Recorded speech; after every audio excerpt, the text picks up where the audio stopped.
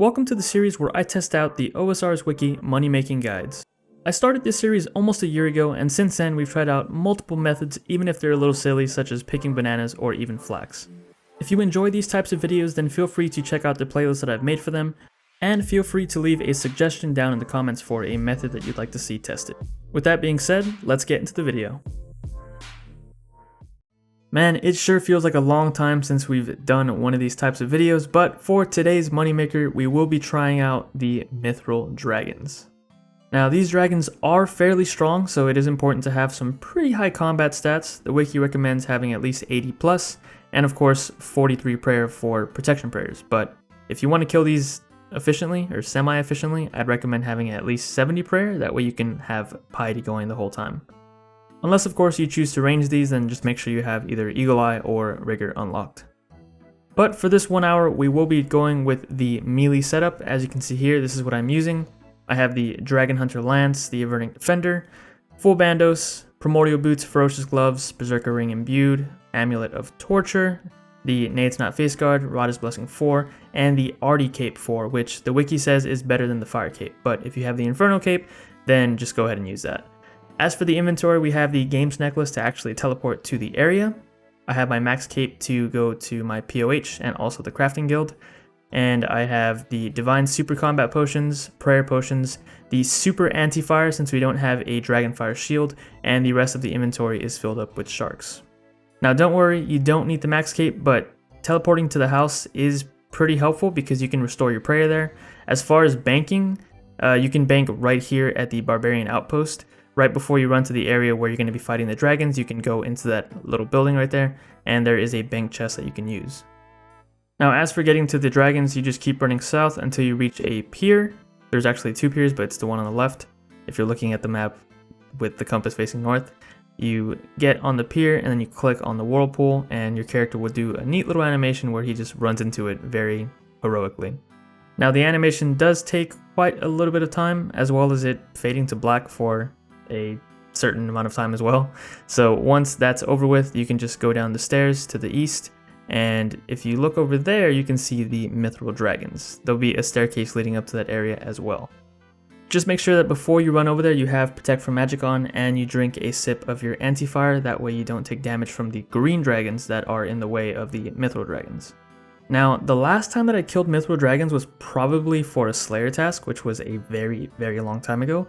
And I didn't realize it, but if you're not on a Slayer task, you don't get the Mithril bars noted.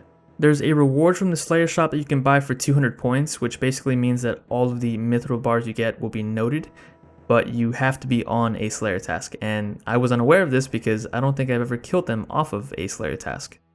So just keep in mind that you will make a lot more money if you are killing them on task, because not only do you get the Mithril bars noted if you have the reward unlocked, but you also get to use your Slayer Helm, which will mean more DPS and more kills per hour.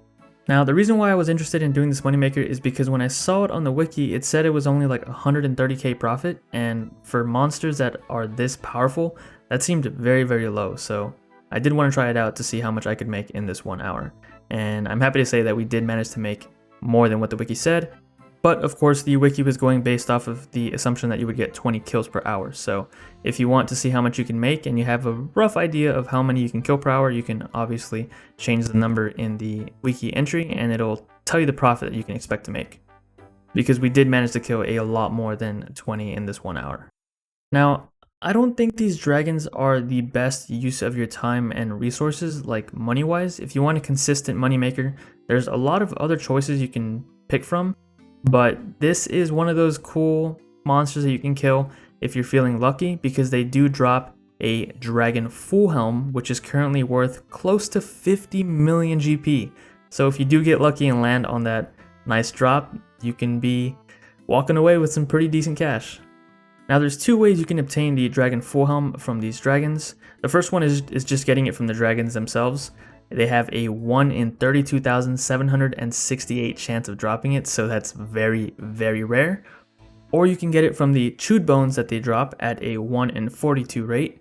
And then once you use those chewed bones on the, I think it's the pyre ship that you light them on, you have a 1 in 256 chance of getting it from there. So yeah, pretty rare item, but I mean, if you're feeling lucky, then go ahead and try them out. Now, as for items that these dragons drop, they drop a lot of alchables. They drop a lot of rune battle axes, rune darts that are poisoned, rune knives, rune maces, rune spears, rune full helms, a lot of that stuff. And they also, of course, drop the dragon bones and 3 mithril bars every time. They also drop some runes like blood runes and soul runes. They drop ammunition like runite bolts, rune javelins, and they even drop some supplies like sharks and prayer mixes and super attack mixes, super defense mixes, which I don't think really have a value to them, but they're pretty nice when they appear because you can drink the prayer mix and get your prayer points back, and you also get some HP back, so that's pretty nice. Now, as for food, I would consider bringing monkfish because there were a lot of times where I was dropping a lot of shark just because I didn't need to eat as much.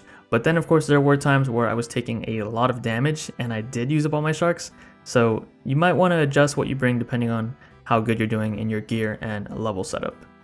I just kept bringing sharks because I knew that with my luck, as soon as I brought something that healed less, I would have been taking a lot more damage because that's just how the game is.